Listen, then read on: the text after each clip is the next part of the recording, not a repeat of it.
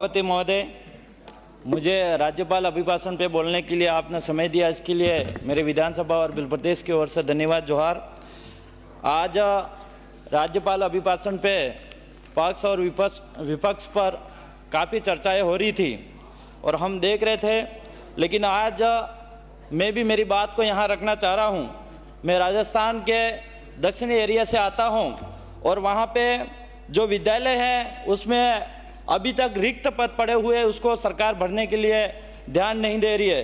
पढ़ने वाले विद्यार्थियों के खातों में 3 से 4 साल के छात्रवृत्ति जमा नहीं हुई, उस पर सरकार ध्यान नहीं दे रही है। कालीबाई भील मेधावी छात्रा जो स्कूटी 2022-23 के 1000 से ऊपर स्कूटी बकाया है, उसको देने का सरकार बात नहीं कर रही है। इससे ये साबित होता है कि राजस्थान के दक्षिणी राजस्थान के एरिया के अंदर जो मांगे हैं, जो काम नहीं हो रहे हैं, ये कहीं कहीं भाजपा आदिवासी विरोधी मानते हैं हम। और मैं आज जो मेन आरक्षण का मुद्दा है जो हमारे एरिया का, ये मैं बताना चाहूँगा। टीएसपी क्षेत्र में आरक्षण व्यवस्था की जो विसंगति है, इसके बारे में चर्चा करना चाहूँगा। अनुसूचित क्षेत्र में टीएसपी एरिया में 100% आरक्षण की व्यवस्था की गई है, जिसमें टीएसपी के निवासरत स्थानीय निवासियों के लिए अधिसूचना 2013 व संशोधित अधिसूचना 2016 के अनुसार कुल पदों में से एसटी के 45% और एससी के 5% और शेष 50% जो पद अनारक्षित हैं, स्थानीय समस्त वर्गों से वरीयता के आधार पर भरे जाने का प्रावधान है। अन्यथा ओपन कैटेगरी के जो 50% पदों को सभी वर्गों को एसटी, एससी, ओबीसी, जनरल सभी अभ्यर्थियों को वरीयता के आधार पर भरा जाना है। किंतु पिछले कुछ वर्षों से अधिसूचना 2013 व संशोधित अधिसूचना 2016 की पालना नहीं हुई है। स्थानीय एसटी और एससी अभ्यर्थी द्वारा अनारक्षित श्रेणी में उच्च अंक लाने पर भी उन्हें अनारक्षित पदों पर नहीं जाने दिया गया है।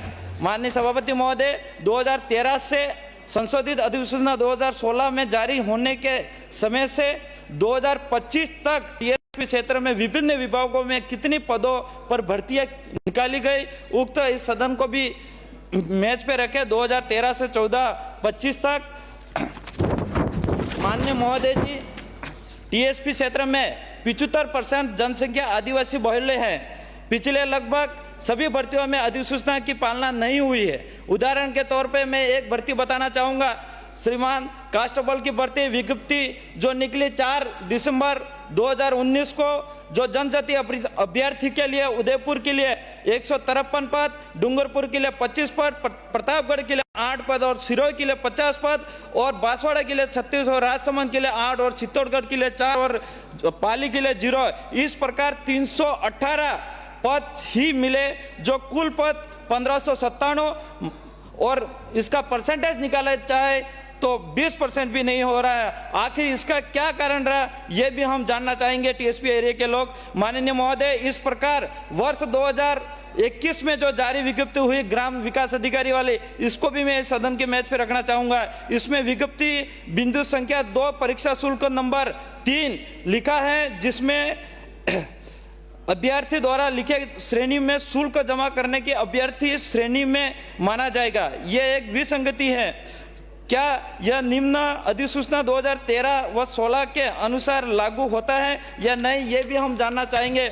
माननीय महोदय, साथ ही टीएसपी क्षेत्र में जो पदोन्नति आरक्षण को लेकर भी बहुत विसंगति है, जो मैं बताना चाहूँगा। एसटी, एससी अभ्यर्थी को पदोन्नति अधिसूचना की पालना करते हुए नहीं की जा रही है। उदाहरण में एक बताना चाहूँगा, जो कृषि में हुआ था, जो कृषि आयुक्त जयपुर के आदेश क्रमांक 32,877, 33,277 क्रमांक 22/1/2024 के अनुसार कृषि विभाग के कृषि पर्यवेक्षक से वरिष्ठ कृषि पर्यवेक्षक की पदोन्नति में अधिसूचना 2013 व 16 की पालना नहीं करते हुए एसटी, एससी अभ्यर्थी को पदोन्नति से वंचित रखा गया।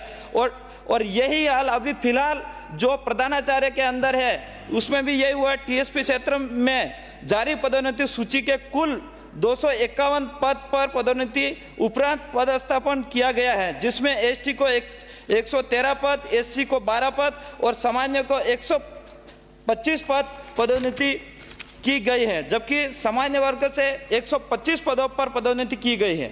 दरअसल उसे अनारक्षित श्रेणी में माना गया। सभी वर्गों के अभ्यर्थियों को पदोन्नति दी जानी चाहिए थी। हमारा निवेदन है कि अधिसूचना के पश्चात जारी समस्त भर्तियों के आंकड़े इस सदन के मेज पे रखे, ताकि हमारे टीएसपी एरिया को हमको पता चले कि पक्ष और विपक्ष सरकार ने हमारे साथ किस तरह से भेदभाव करा है, ये हम जानना चाह रहे हैं। माने धन्यवाद।